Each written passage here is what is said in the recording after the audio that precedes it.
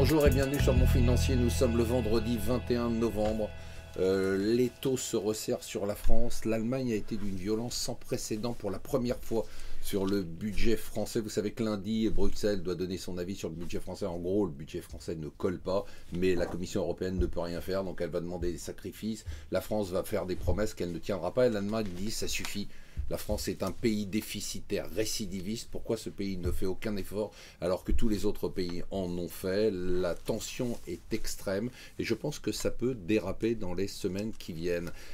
Toujours, malheureusement, j'ai pas de très bonnes nouvelles. Je suis désolé ce matin. Le naufrage, voilà le terme des Échos sur le marché du logement. Comment Cécile Duflot, en 2 ans, a détruit totalement un marché avec des chiffres qu'on n'a pas vus depuis la fin des années 40, c'est-à-dire après la guerre.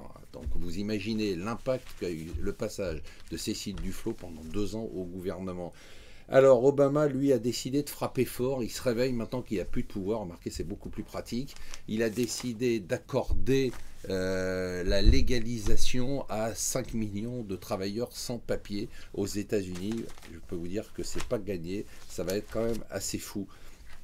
C'est complètement dingue. Le nombre de jeunes qui veulent vivre à l'étranger a doublé en 2 ans. Voilà, il y a 27% de nos jeunes qui considèrent qu'ils n'ont pas d'autre avenir qu'en allant à l'étranger. Ce week-end, vous savez aussi, ça a aussi un délire à la française. Vous savez que c'est la finale de la Coupe Davis de tennis, France contre Suisse. En fait, c'est Suisse contre Suisse, puisqu'il n'y a aucun joueur de l'équipe de France de tennis qui est résident fiscal français. C'est quand même pas mal, non ? Patrick Drahi, qu'est-ce qui va l'arrêter? C'est le patron de Numéricable qui a déjà acheté SFR. Ben, figurez-vous qu'il se taperait bien Bouygues Télécom, c'est la nouvelle de ce matin. Voilà, restez avec nous sur Mon Financier.